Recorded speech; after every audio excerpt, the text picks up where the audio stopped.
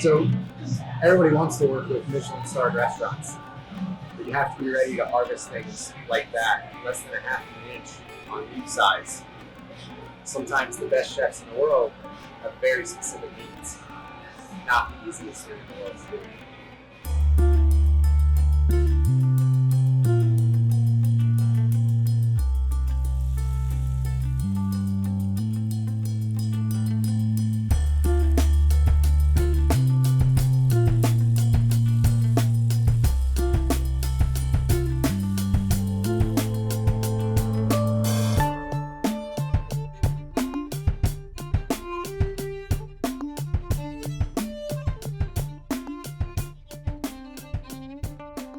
We ran a lot. We spent 6 months running financial models on different sizes, different shapes, how much revenue we can make.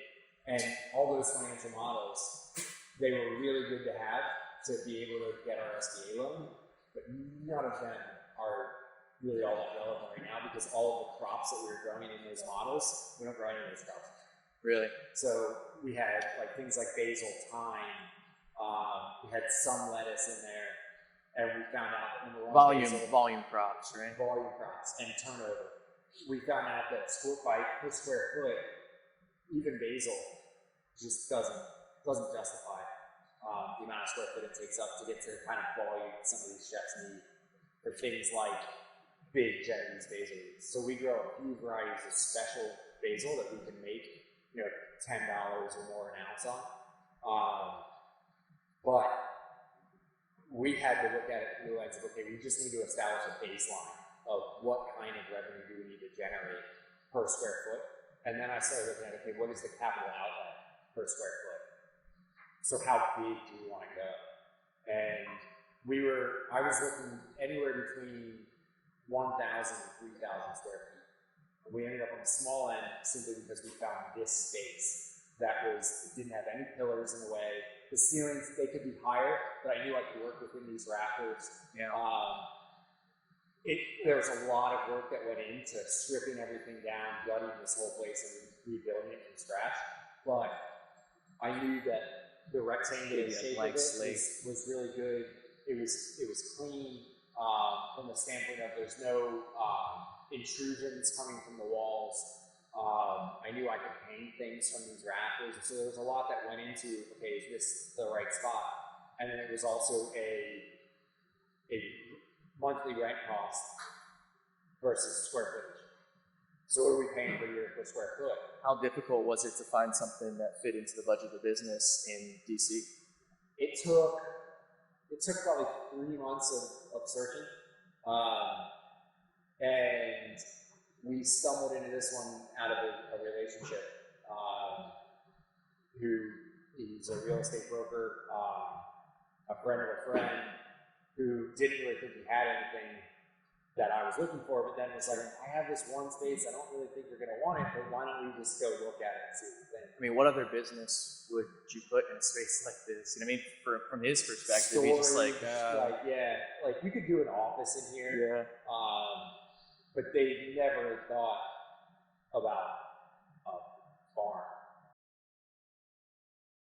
When you decided to take it from your home to something on a commercial scale, was there data that backed it up as far as what the market looked like, what you knew you could get as far as clients, or was this all like a hypothetical, well, I think there's XYZ restaurants that would cater to something like this? Did you have clients already when you started this? So when I had the proof of concept, I had started working with one chef very early on who's rather prominent in the city.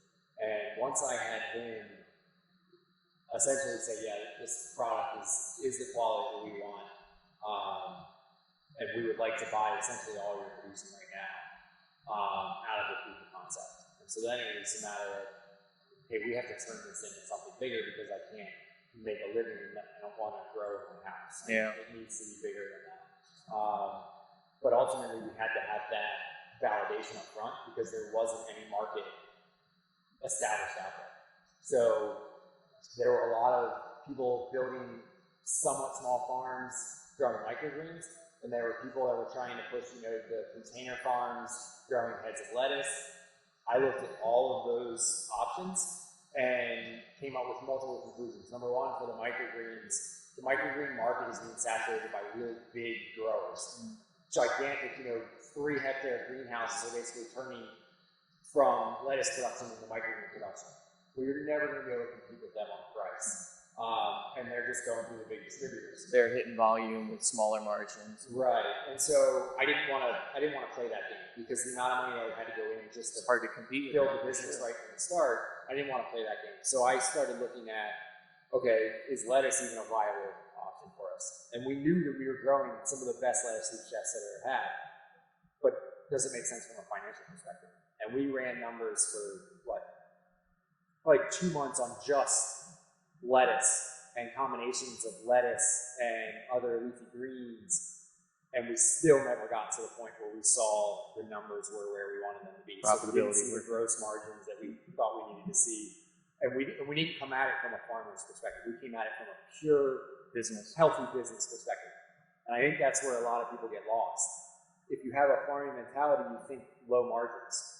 Why do you think low margins? Because that's what farmers have historically. Yeah. Well, why is that?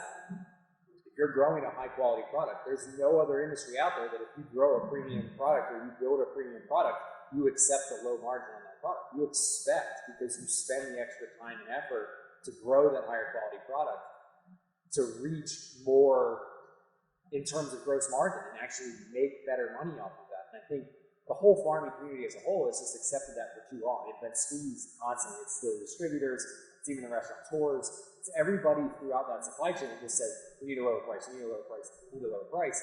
And so farmers are like, I need to move more product. Yeah. Instead, they're not focusing on, quality this is of the the quality smaller of my product. market, maybe. Well, also like even at the bigger market, if you have a product that is twice as good as the other product, I'm not saying the price point should be twice as much, but your margin should be at least twice as much. Because why are we constantly playing this game where everybody else gets to dictate the price to the farmer? No other industries that operate that way. Yeah. Sure, there's market demand and there's market forces that you can't work with, but ultimately you have to look at what are your cost structures, what are your target margins for the products that you're putting out, and then you need to see what the market will actually pay for. And so if you go out and you just sell it as, this is a product we're getting in the market, we just need to sell it, and you don't come in through the lens of, this is a high quality product that we are going to demand a slightly higher price because this is our goals as a business. So you start establishing the business goals for your margins. And then you don't sway from that. So if the only way that you can get your products into an end customer is by lowering your price point, then you probably don't have a good enough product. You probably haven't matched the level of value that they're willing to pay for to actually get the margins that you actually need.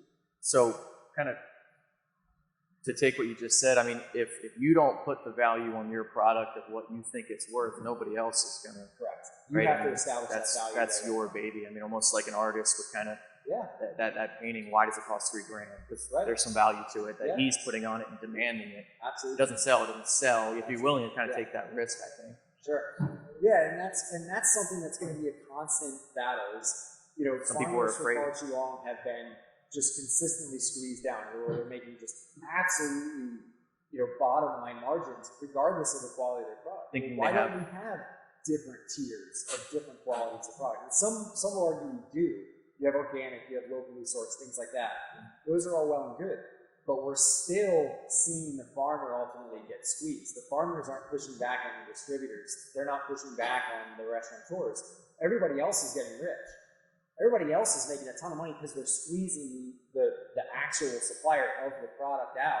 And so the farmer is struggling just to get by while everybody else is getting rich off of their work. Do you think education plays into bringing value to your product at all? Making sure, the chef might understand the difference between something that you grow and something that he buys in a box from Cisco. Yeah. Maybe the average Joe starting up a fine restaurant or something like that doesn't. How much of that education do you provide? How much of your business is kind of revolved around reaching out with, listen, superior product, here's why. Right, well, and so we go in with multiple points around it. So number one, it's locally sourced. So it's as fresh as it can possibly be. Number two, you're supporting your own local economy. Restaurants only thrive on their local economy.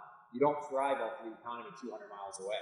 Once that money leaves the city, it's never coming back. Literally will never come back. That farmer's not going to come 200 miles and eat at your restaurant. Right. So if you keep money in the local economy, it compounds exponentially over time.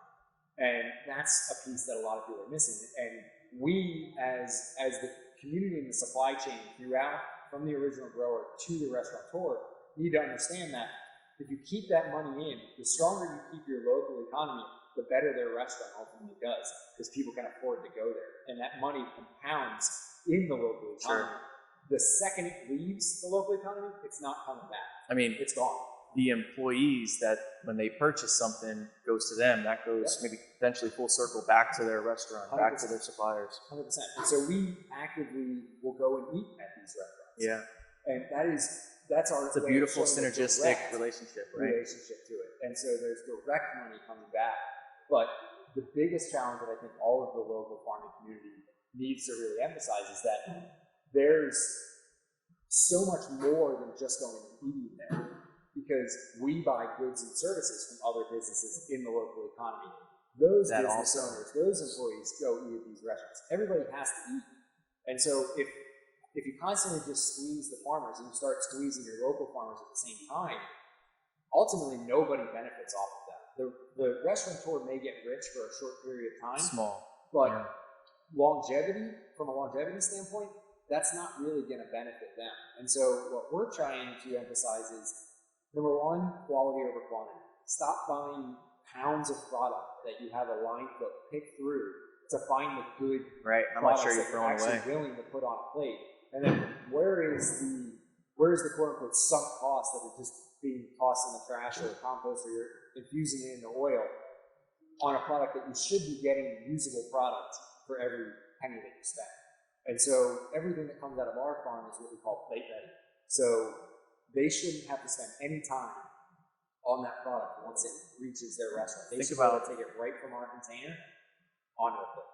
Quality control from the chef's perspective, because he can't touch every plate, right? So he has sous chefs and line chefs.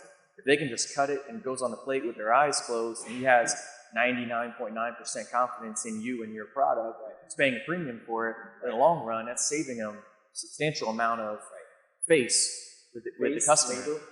Labor costs. So if you have a sous chef or a line cook that's spending an hour a day picking through product. Yeah. Okay, are you building that into your cost of that dish? No, they're not at all.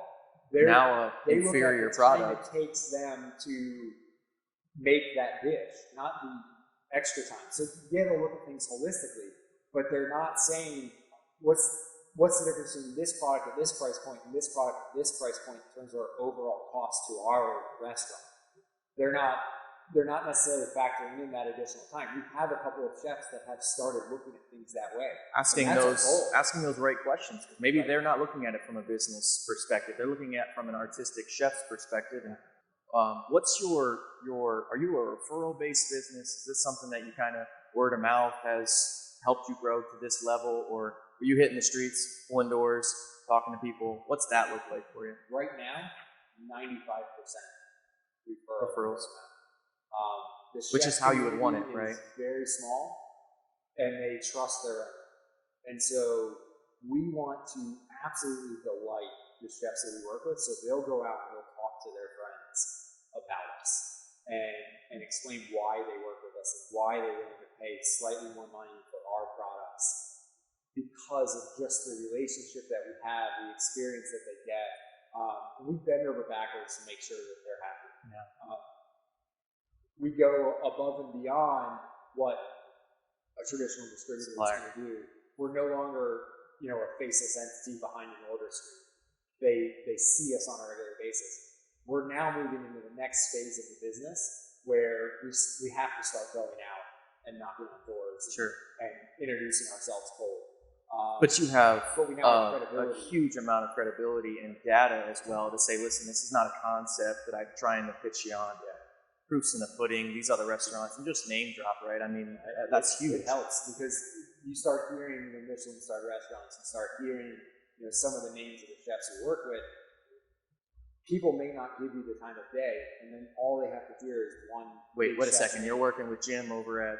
And then they're like, oh, okay, well, let's talk. Yeah. What do you have? Nobody wants to be left out of anything, especially if you have some drive and you want to be, some of the best in the area. They're all trying to keep up with each other. Yeah. There's co-opetition there. They all really care for each other. Yeah, it's friendly, the chef but community is friendly, but they know that it's you're either going to their restaurant or the one down the street. And so how can we as suppliers make sure that we're leveling the playing field for them? So then their talent is really what wins out. If they both have the best possible products in there, and we're supplying both of them, then it's their talent that wins out. And what a beautiful win-win for everybody. They know that if chef number one is using these products on his dishes because of their quality, if they're not using that level of product, they're already starting from behind. Yeah. And chefs have egos, and so they all think they're better. They all want the best. They're also realistic too. Yeah. They realize that there's only so much you can do to make a dish amazing without a high quality product. Like they all try to emphasize that we have the best ingredients. You know what restaurants actually have. Well, I mean, in anything when it comes to food, I mean, freshness is king, right? Yeah. And when it's cut and delivered within hours, a couple hours. Yeah, everything is delivered the day of harvest, and so it's within these kitchens within 3 to 4 hours max of it being, which is incredible. You can't. I mean, a Cisco or a Chef's Garden can't. I mean, you're talking 12, 24 hours shipping in a cooler overnight. Yeah, on an airplane. Temperature changes, pressure changes, and don't get me wrong. Some of these big guys that ship all over the country, their product still shows up relatively nice. It's still a good product. I don't diminish what they've done at all. I think they've done an amazing job being in one location. It's just very, very different business model. It's very different. It's also not very efficient. We need to start looking at the whole supply chain in terms of how things reach. Yeah. And keep in mind, most of these products, they're not coming on trucks. They're going on planes. Planes are way more, have a way heavier carbon footprint than if you have it on a tractor trailer or a train. If you're flying a good in, and I don't know the exact number, but it's multiple times the carbon footprint than if it's being driven on a truck across the country. Yeah, imagine if you were to sit down and calculate that, right? What that looks like coming from the Chef's Garden versus here, night and day. And so that's something that, Cornell is now doing a study on local versus regional the producers, impact, and what is the actual impact of these indoor farms. And one of the things that I really want them to make sure they look at is what is the difference between something that's shipped across the country on a truck, shipped across the country on a train, or flown across the country on a plane, or and cut show what that actually looks like. 6 blocks away, or cut right down the street, because this stuff's not going to last on a truck going across the country. It's not lettuce. It's just not going to hold up. Everything that's coming from microgreen growers all over the place and coming overnight is coming on a plane. Kind of walk me through. You've decided the proof of concept is pursuable. Right, you've ran the business models. Okay, now we found the space. Let's build it. YouTube, blogs. Where did all of this knowledge, trial and error? Surprisingly, I didn't spend too much time on YouTube. I think if I would do it today, I probably would add an extra 100 hours of YouTube videos just to seeing what everybody else is doing. Yeah, because there's more out there today than there was 3 years ago. Books, like Plant Factory, was a book that I read cover to cover, which is incredibly scientific, and it's not a fun read. But there's a lot of good information in there in terms of what you need from a structural standpoint. And then taking and basically piecemealing it out. What's the square footage? How many lights do we need? What is the par value of the lights? What do we want in terms of how much light does each level need? What's the heat load on those lights? So that helps size our air conditioning systems. What is the assumed amount of transpiration that happens out of the plant so we can size our dehumidification systems? And even those, the farm was designed to actually have 4 of those dehumidifiers. And those things are incredibly powerful dehumidifiers. It was designed to have 4 because the calculators that I found online essentially said that we needed 8 of them. And I just didn't think that that was accurate. And it turns out we only need 2. And so you have to have a little bit of knowledge. You also have to be willing to take some risks. Probably a lot of variables as There's well. a lot of variables. And so we didn't rush into it. We Wraps. spent a lot of time on the design. Spent a lot of time, understanding how everything in the farm would function. And yet we still didn't get everything right. There's still things that are like, wow, that was a really dumb decision. Like, why didn't we think about that? Hindsight's a beautiful thing, though. Yeah. When you don't have anybody out there to relate to, that you can Say, no, don't do that. Right. Yeah. You have to be willing to take some risks. And we took calculated risks. So we knew that we could grow these kinds of crops and these kinds of systems. How successfully we could grow some of them, that was still up in the air. And so our goal was to basically say, okay, let's find a certain baseline of crops, get the business going, experiment with lots of different varieties of crops. Work all the kinks out. And then start working the kinks out in terms of like, we're going to hone in on these specific varieties. And so that's where we are now in terms of like, we're working all of these kinks out. We got a year of successful business under our belt. We've been doing this now for a few years. We know the variables involved. Now it's turning something into a hyper successful business that has really good margins, that pays everybody good wages. Like nobody here makes less than $15 an hour, and that was by principle. That was something that I said I won't run a business unless I can do that. Unless you can. And that's not a political statement. That's what I view as fair, especially in DC, in this region. Yeah, you pay somebody $10 an hour in here, you can't afford to live. And so you have to take those kind of things into account. And I think that the agricultural community, writ large, has depended far too long on very cheap labor. And as much automation as we want to have out there, labor is still a huge cost driver. And so my goal was to pay what I thought was fair, but get the right people that are going to give me that back in space. Have a demand. Here's the level that we require, and we're willing to pay well for it. And I think, by the sounds of it, you have a great staff here as well. And they're willing to go above and beyond. They understand that this is not easy work. Intimidating. Just because of the chefs that we were going in and talking to have, they have reputations. They're larger than life figures in the culinary industry. And everybody looks at you with a skeptical eye. Who's this young guy, this farmer that's coming in with this high-tech farm and telling me he's growing crops that taste way better than others and they're hydroponic. And so everybody was skeptical. And it took us, we had to prove ourselves at kind of every turn that we weren't just out here looking to make a quick buck and off these chefs, that we were out here to do something for the right reasons. And that we wanted to actually make a positive impact on the food system, while at the same time giving these chefs access to the highest possible quality products. And that's not easy when you're coming in, nobody knows who you are, and you're trying to work at the highest possible levels. And number one, what gives us the right to work with these chefs and automatically go to the top when we don't have any experience in the industry. We don't have, connections in the industry. We're not from the industry, but at the same time, we're out here trying to do something that is different and unique and bringing them local products that they're having shipped in from all over the place. So it was definitely intimidating when I first started coming in. And even now, even when I go in and if we're meeting with a new chef that I've never met with before, it's still intimidating because they still are skeptical of you. They don't know you. They don't know your story. They don't know why you're doing what you're doing.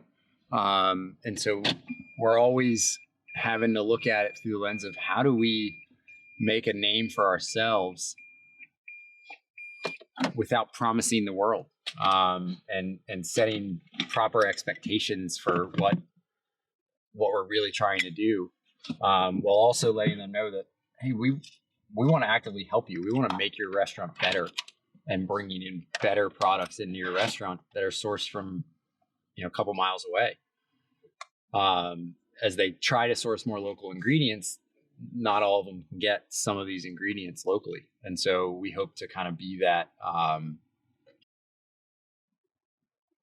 purveyor that provides that access where they'd have to have it overnighted from a farm either on the West Coast or in the Midwest, or overseas in some cases. So we're doing it in 2 different ways. Basically trying to show the diversity and the uniqueness of how food can completely, the way we prepare and mimic food, can completely change, perception. Okay. So one component of the dish is a very light trout with charred, smoky. I love having trout that's been charred and smoked because to me it's always trout cooked over a flame. Right. So that's sort of why we add that char aspect to it. Okay. But cucumber rolls, a cucumber, a creme fraiche, broken sauce with a little bit of cape leaves in there, and really all that is unique. Very almost to the point where you take that first bite in the dish, with cucumber, with dill, with mint, caper berries, almond slivers, and cucumber rolls, compressed cucumber seeds, and then the orange leaves with caper leaves, and we fucking fire. The sweetness of the borage with the saltiness of that caper leaf is phenomenal. Really balances out well. And so that is going to go on top of the smoked, on top of the charred trout. Okay. And then we're making a smoked trout custard that's being set inside of an eggshell, served alongside smoldering aromatic salt. So that's going to be, a side product that travels alongside smoldering salt. You get small salt infused with toasted spices, heat that up, and then so that it comes out ripping hot, and it's toasted, and releasing all its aroma while the eggshell is sitting on top of it. Gotcha. So it's not actually. I can make smoldering, making it look smoldering is easy. Okay. I can do that. It's not a problem. Okay. I don't know if you're setting it on fire like great stuff. We could do that. It'd be easy. But you could. All you have to do is work gem clear into your salt. Okay. Or Everclear. Just burn it right off. Alcohol. You know what I mean? Yeah. We should set that custard on fire. We should set the custard on fire at table slide. Do we have gem clear at the bar? Do we have Everclear at the bar? I have something to catch on fire. I don't have Everclear. Is it cheap? Can we get, I have a bottle I can get you. Can we get a cheap bottle of Everclear alcohol for Monday? Maybe. Tuesday? It's a little hard actually to get these days. Really? Yeah, no, it's awesome. I can get. I have stuff that's 114 proof right now. I can catch on fire. No, but not by itself. I want to mix it with salt and salt on fire. Maybe. I'll look into it. I don't like it. I will try to get it for you, Seth. And then also, is it possible to do an order about tacos for Are you guys cutting everything out? Yeah, just give us 1 second. Yeah, sure, please. I'm sort of walking down. I'll grab you a bottle of stuff that should catch on fire, and I'll let you try it. I'm not using it for anything right now, and I'll see about Everclear. All right. Indoor farming is really hard. A lot of attention. A lot of areas. A lot of people look at indoor farming, it's easier. Indoor farming is not easier than outdoor farming. It's different. Neither one is easier than the other. There's definitely days when I like to throw a seed in the ground and just wait for it to walk away. Yeah, definitely. But they face a whole other slew of factors that we don't have to face. And so there's trade-offs both ways. And I don't think that one way is going to solve our problems. But I do have a very strong belief that if we don't start farming like this in larger capacities, we won't be able to continue to feed the population of the world because we just don't have the land to do it. So can you dive deeper into that last statement right there, right? That kind of sounded like we touched on the why a little bit of where this started in your bedroom. Why? Just something cool to tinker with, or is there a deeper drive behind this? This is cool. Don't get me wrong. that's obviously fun part of Yeah. it. But this is fun. It is cool. It's exciting to work in a field like this. But the broader why was we have big problem environments, and that's how are we going to feed a growing population where the amount of land that we have to actually farm is shrinking. And there are some people out there that I've heard the argument, well, actually global warming is making more land accessible to farming. It's not, because it's making existing farmland non-productive. It's actually, so we're maybe gaining some, but we're losing just as much, if not more. So we have to find other ways to produce with less inputs, less resources than what we're currently doing. And we need to find ways to produce closer to population centers, simply because the urban areas are only going to get bigger. And so as these urban areas continue to grow and grow and grow, the amount of transportation just to get into those areas, these products that have to be transported into this area, that's going to keep on growing. And so the problem just keeps on essentially unfolding as we may solve one problem. We're playing whack-a-mole. We're getting really large regional producers, but as the urban centers get bigger and those population centers get bigger, those regional producers are further and further away, so you're having to transport more and more in.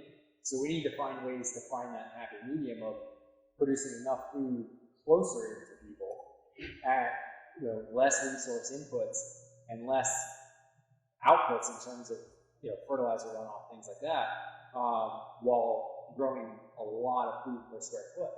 I don't think we've got there yet. I still think the model of vertical farming still has a long way to go. Finding ways to make it more profitable still has a long way to go. How we feed these farms from an energy perspective, we have a long way to go in that vein. That's what I was just going to ask. I mean, what's your counter argument to somebody who says, listen, this is not be all end all solution. There's still a high demand of electricity for a system like this, and a lot of variables and a lot of plastics and a lot of this and a lot of that. I mean, the very first thing that comes to mind is, what's the alternative? If we don't start working on this now and improve it over time, it's going to be too late. It's going to take years for this industry to reach levels of efficiency, levels of sustainability that we all want to hype up in terms of this industry. It takes a long time. But if we don't start working on it, the industry is not going to evolve. We're not going to have the technological advances that are necessary to actually meet these goals long term. It's going to take years, if not decades, to get there. But if we just sit around and just think that conventional farming is going to solve our problems, we're fooling ourselves. And so you have to take these leaps to be, so that way the overall carbon footprint of this farm will be significantly less than the carbon footprint of a farm 200 miles away. Right, processes and systems and ironing the wrinkles out kind of as you go. You can't be expected to put $100,000 worth of solar panels on the roof. It's just not obtainable right now. Right. So I think a lot of people just want to look at where the industry is right now and say it's not sustainable. Okay, fair argument. But a lot of industries weren't sustainable when they first started. The airline industry isn't sustainable, yet we all use it. It really helps global commerce. It really helps us go visit family members. We all use it. It's not sustainable. But we all still use it. But it's going to take decades for it to become quote-unquote sustainable. And so I think a lot of people just want to have this counter-argument because they want to fight. Because it's not there yet. It's not there yet. It's not there yet. Right. And okay, it'll never get there unless you start somewhere and you start to evolve it. And you actually put the time, the effort, and the money that's needed to get an industry there. And so I think that there's this argument that people try to make that is, it's not sustainable because it uses so much electricity, because of the amount of carbon that goes into make all of these things, and the amount of raw materials that go into build these farms is far less than what goes into an outdoor farm. Okay, right now, today, that's a fair argument. But that doesn't mean that every problem that we have in the world, we just say, we're not going to solve it because if we try to solve it right now, it's not going to solve all of the problems. You have to start solving them little by little, and then over time you reach those points where you're actually making a much larger impact. And I think we're still a long way away. I think a lot of the claims that have been made out there about indoor farming in terms of how sustainable it actually is, I think those are yet to be proven. While at the same time, that doesn't mean you just stop innovating. It doesn't mean you just stop because it's not sustainable right now. Sure. You have to be making these small tweaks along the way. So you start using less water. You start using less inputs from a nutrient perspective. You cut out nutrient runoff. You aren't actively tilling soil, which becomes a carbon sink. So we're not damaging the soil that's out there right now. And the water systems and the fisheries. Yeah. And I mean, exactly. So we have this small footprint, and this is our footprint. Our footprint deals with obviously the inputs that go into building these materials, the inputs of the electricity, but at the same time, outdoor farms have a large footprint too. And so we both need to kind of evolve along as we go. If you just think that outdoor farms are going to become the way to solve all our problems, mathematically it just doesn't add up. It just won't work. And so we need to be looking at what are the alternatives. And this is one of them. It's a little more controllable, right? There's variables in everything that you do. Outdoor farming, you're dealing with weather and Mother Nature and stuff like that, which is 100% uncontrollable. This feels like it's something a little more, grab your hand around it. I think we need to plan a time for you to come back out to the farm and try some new stuff. Excellent, absolutely. You're getting better in the variegation too. The dual colored Color, more noticeable. Yeah. So that part of that is the faster growth. Is producing, once they get mature, those bigger leaves that then have the more pronounced dual colors.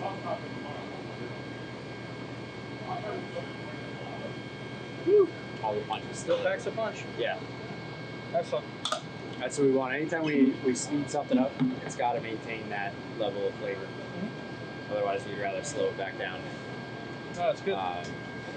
It's good because I enjoy the oxalis so much. Right. One of my faves. And then this, I use this all over the place because it's so versatile. But especially this time of year. Yeah. Because it makes sense with a lot of the apples we're using. So what should we be starting now for? Thinking about that because I'm starting, like the persimmons won't be available. Those won't even begin until late April. Until I check those out. So that's gotta, and then I don't know. I'm starting a lot of projects now for the spring menu. All right. So it's like we're just gonna be in a holding counter for most of. I'll do some small changes. Yeah. Like they continue to run specials as dope fish, come out of the water, get one off. But as far as spring concerned, like a lot of what you grow is spring, warmer months anyway. So probably look at some basils. Continue to look at shiso. Maybe a little more mature. Okay. Definitely want. Hello, Isa. Any luck with that mountain sorrel? Which one? The one that has like the broadleaf. It looks like a sword. Remember, it had like the shapes like this. I think I gave you guys some samples from, because it's like one of those indigenous the Appalachians that has a leaf that kind of looks like that. Like it's flipping you off. Looks like a Conan sword. It's just like bright sour. It's called mountain. Well, I know it is mountain sorrel, but considering the fact that it's supposed to be green, maybe you should take a picture of that for your notes. All right.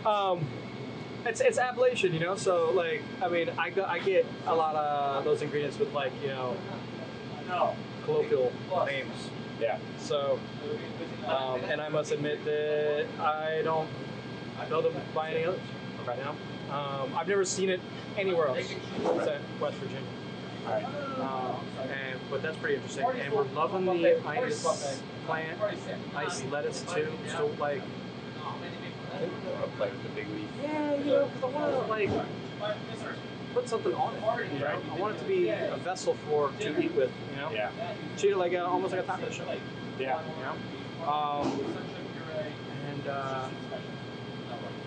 Marigolds are still looking tight.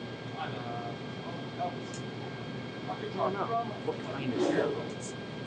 I've been liking that variety, but the nose on those yellow ones is phenomenal. So we just brought those into you because we needed to get a bunch. I'm about to drop them into a marmalade problem. A marigold marmalade or something like that, or a jam or a jelly. It's the other one that's different, correct? Yeah. So let's just go ahead and lose it and start fresh. It's not bad, but it's just not correct. I don't want to fool around. It's different, exactly. Different's good, just not right there. I like different, just not when you're messing with my food.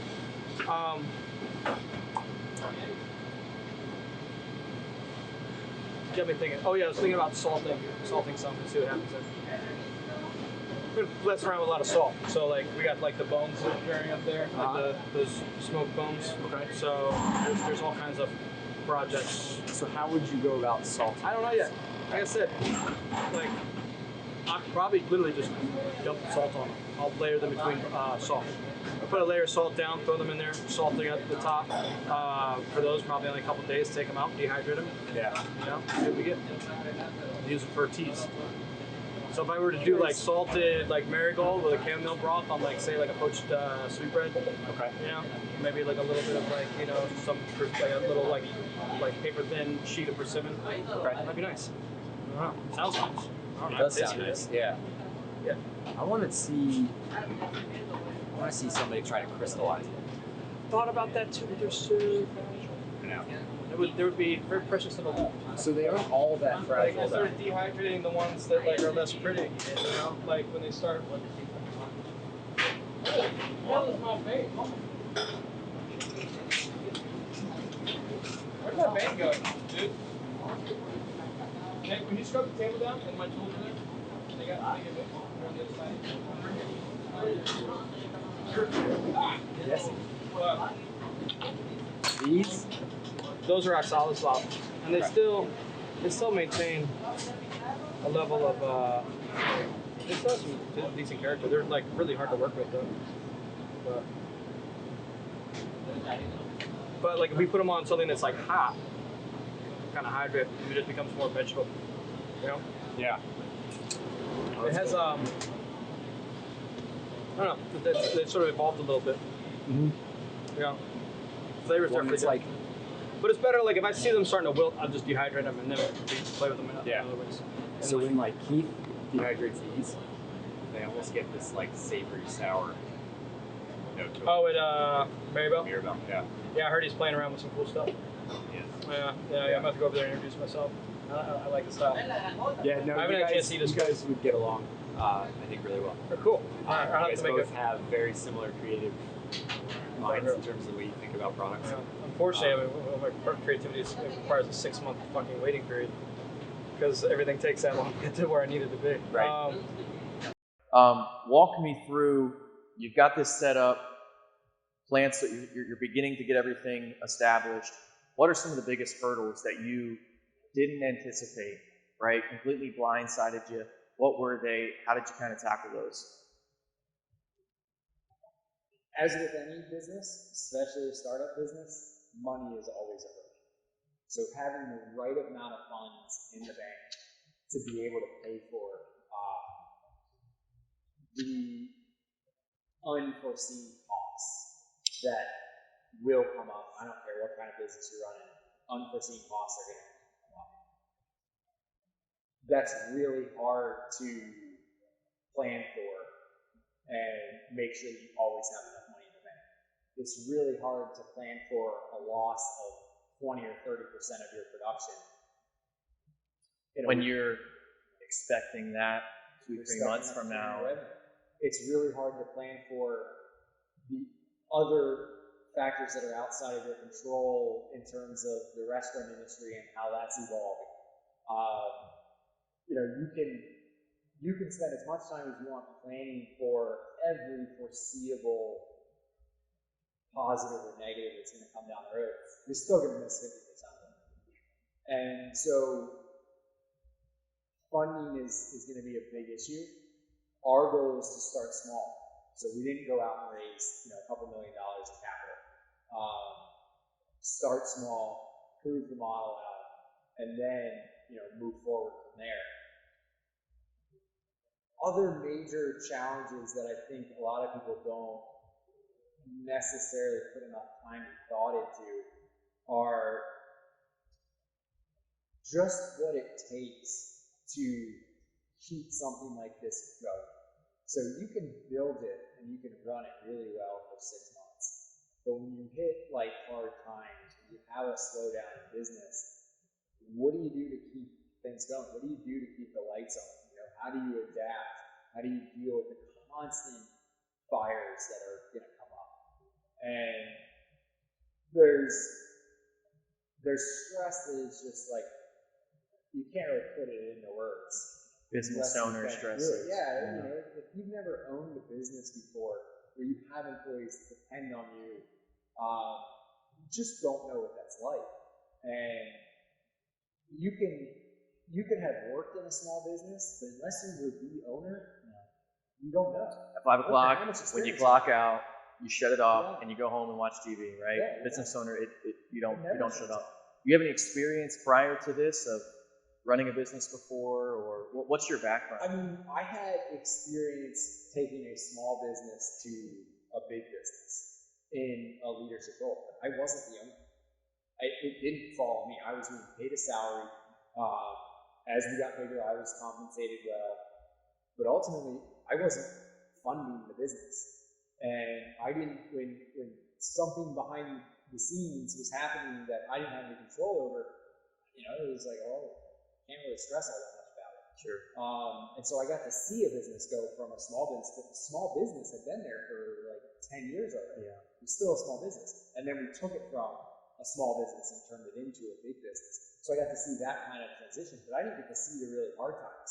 The only reason why I know about the hard times is because that founder was, you know, my mentor. And so he shared all of the back office stuff that kind of goes unseen, so untalked about. You can work alongside somebody that you may see some of it, but unless you actually have skin in the game, where it's your money, your time, you just can't relate. And I think that's a lot of people, everybody, you know, being an entrepreneur right now is super sexy. It's like, I'm going to run my own business. Well, okay, more power to you. Go out, do it. But realize it's going to be the hardest thing you've ever done in your life. You may think you have the experience necessary. I don't think anybody has the experience necessary before they've actually run a business. I think that it just doesn't happen that way. You only learn from actually running the business and knowing what it's going to feel like to go home at night and wonder if you're going to make the payroll the next day. It is one of the most lonely experiences that anybody can go through. And you could have a spouse at home and you could talk to her about it and she could, you know, sympathize, but it's still not you. the same. Yeah, it's still exactly. you. And so, you know, one of the things, and if I could do it over, I'd make sure I had a partner that had a lot of skin in the game. Because if you have a partner, they are feeling a lot of the same things that you're feeling, and you're bouncing things off each other. But They're at least not as lonely. They're at least seeing it from your perspective, right, or a similar perspective. Yeah, and I just don't think enough people have an appreciation for the amount of effort that goes into running a business.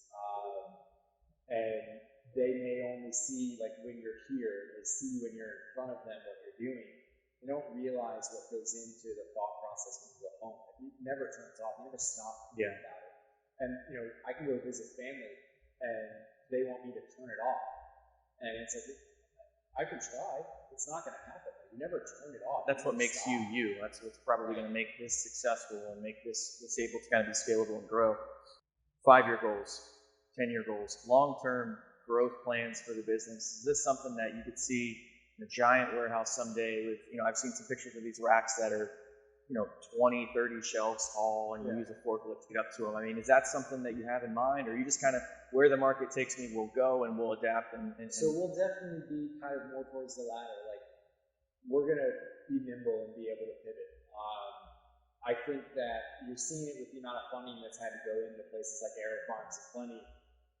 The amount of funding that they need just to get to a scale to be profitable is astronomical. And so, starting with that I think this market's going to go, you're going to have your niches and you're going to have, you know, the big consumer players. I would like to see us dominate a niche in the market.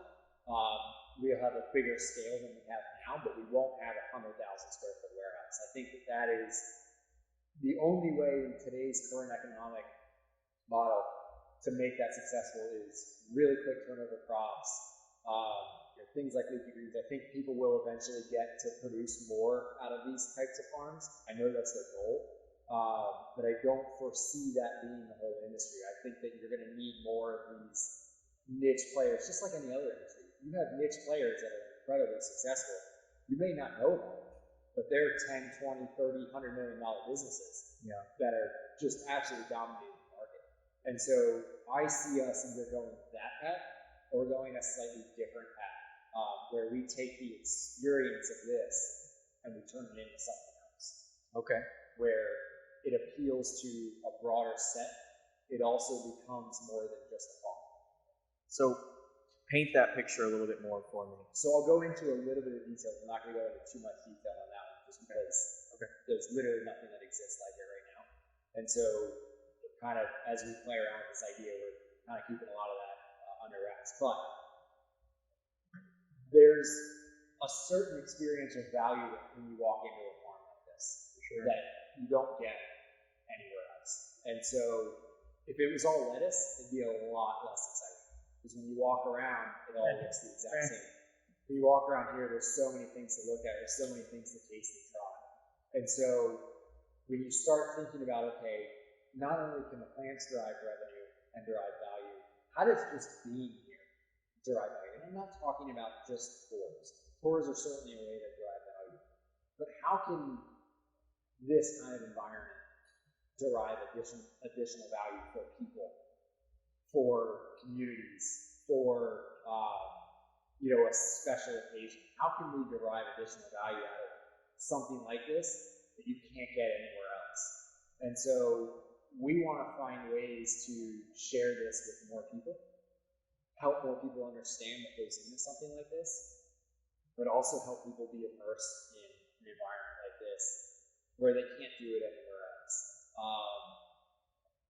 There's obviously trade-offs to that, but we have to look at it through the lens of the plants have to be a product in and of themselves that are profitable, that can maintain a business. But then how can we turn additional revenue streams on that take advantage of just this as a whole and not an individual plant? And so I think that there's a lot of interpretation that can go into that, and there's a lot of different paths that we can take. But we're still kind of in this infancy phase. And I would like to have a farm like this that 1 million people walk through every year, just to see what it's like, just to understand it, because people are afraid of what they don't see and understand and know. And so the more we can educate people on these kinds of facilities and what they can actually do at a macro scale, I think that's an area that is ripe for the taking. And I some farms are doing tours, and that's great, but it's still on a very small scale, and it's literally just a tour of a farm. There's more to it than that. There's a lot more that can go into it. So diversification and your ability to tap into an additional market that you're currently not capitalizing on, right? So maybe in an individual market, consumer market, other business markets. Sure. So there's a lot of directions we could take this kind of knowledge, this kind of facility. And so we're looking at all of those. And so I think as a small business, as a young, nimble business, you need to be open to anything that's in front of you, because you never know when an opportunity is going to come along that could just grow your business astronomically. And as long as you're open to pivoting and changing course a little bit, that lines you up with success better than if you're saying, I'm going to make this single business model work. take it or leave it. Yeah, and if it's not successful, I'm gonna back out. Allowing the market to steer the ship in a way, right? Allow the market to tell you what they want. Yep. And seeing this as not just a product in terms of the plants that go out the door, seeing this as multiple products. And so I think that because we're so early in this industry, and because there's very few farms that are doing things like we're doing here, we have a responsibility to look at all paths that are going to be available out there. Because all of the farms like this, they start up and they shut down because they couldn't make the business model work. People aren't going to go into it. The funding's not going to go into it that's necessary. Sure. So we have to be open to all of these different avenues that can present themselves. So that way we can continue to evolve the industry, continue to innovate these kinds of systems to make them more efficient, to make the promise of a hyper-local, hyper-efficient food system actually come to reality in the next 15, 20 years. Because if we don't do it, we're going to keep fighting this kind of current battle. And we'll definitely not have enough food to supply the population in 20, 30 years.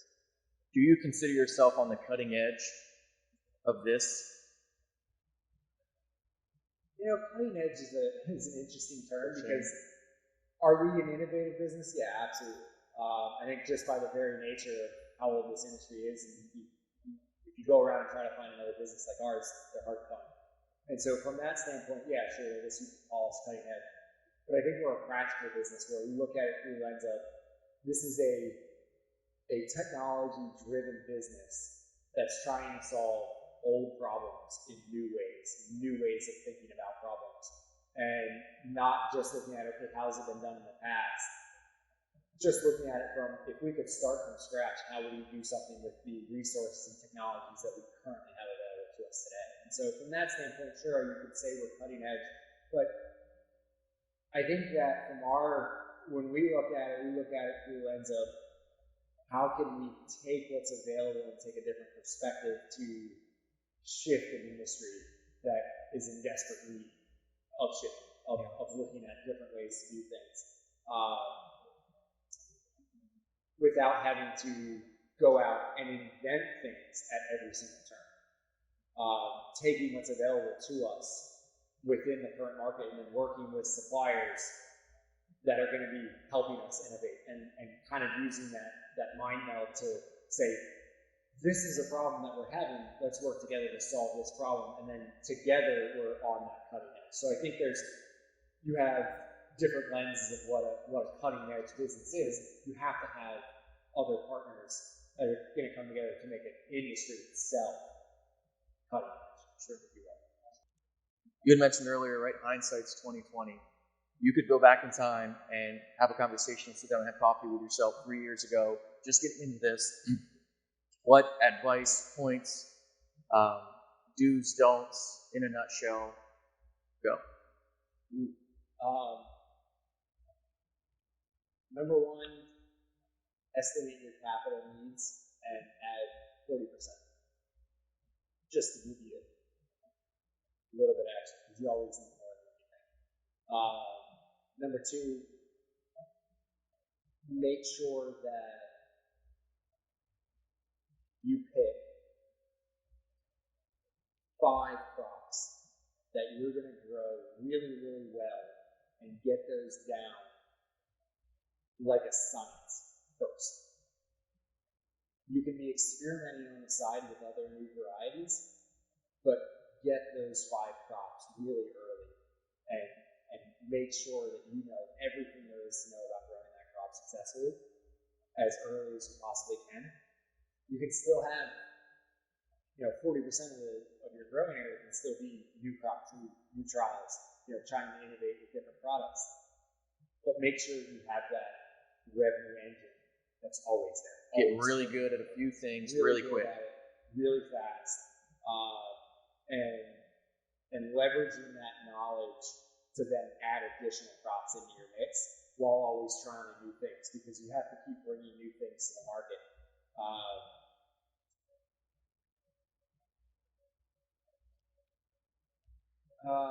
Probably the last thing that I'd probably go back and do slightly differently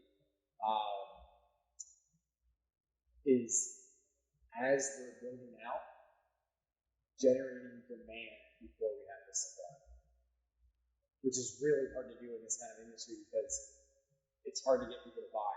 But going out there, and we had demand when we first started, we still have demand, but always trying to keep that demand slightly ahead of the supply. And so if you have too much supply, not enough demand, you end up throwing crops away, or you end up having to sell for a far less amount of money than what you actually need to reach your margins. But if you go out there, you build your brand, you build that demand early on, and then you catch up with the supply as you go and as you perfect things. And so try to always keep that demand slightly ahead of the supply. I think I really put more effort into generating additional demand where we were focused on we have to make sure we have the supply product, first. You don't want to make a promise you can't keep, right? So I imagine that's probably a hard line to follow, kind of filling orders without the product. Right. Yeah, and we battle that every Conceptually, day. yeah. That balance between supply and demand is the Yeah, hardest that's thing tricky. in a business like this. And so we're always going to be battling that. And I think most businesses by and large always battle that. But trying to keep that demand just slightly higher than supply. And that a lot of that goes to brand building, a lot of that goes to relationship building. I think we would have put more effort into that early on, where we were solely focused on supply quality and making sure that everything was really good going out the door, spending a little bit of extra time on that demand generation side early on to try to keep that slightly ahead of pace. Would you agree that transparency with the client customer base is key to that? Like, listen, these take months to get to where they're harvestable. I want to supply a superior product to you, but it takes time. Are they willing to kind of, 3 months out, put an order in for 3 months out? I mean, is that unreasonable? Sometimes. What we haven't done is they're willing to put an order in for 3 months out. They'll say, we would love to have this product. Go ahead. Let us know when it's ready. Okay. They're not going to commit to buying something up front. That's what we found. Transparency is huge. So we're always very upfront with them about how long it's going to take us to ramp up to meet their supply. And ultimately what we want to get to is a point where we understand their needs 3 months out. And so that's a whole different ballgame than what a lot of these customers are used to dealing with. So they're used to just finding out what's available and getting it on the whim. We want them to start thinking about, okay, when are you going to make your next name change, and how can we ultimately meet that demand? We just need somewhat of an advance notice. Some of the crops will need 3 months, some of the crops will need 2 weeks. And so how do we make sure that we kind of meet that middle point and re-educate them? Sure. Do you supply them a menu and say, hey, here's what's growing. Would you like any of this? Or you just say, tell me what you want? No, we always will tell them what's available right now. Twice a week we send that out.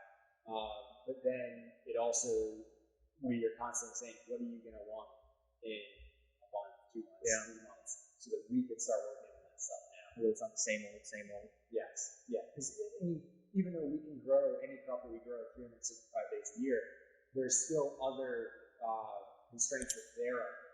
So the rest of what they put on a plate may not be available 365 days a year.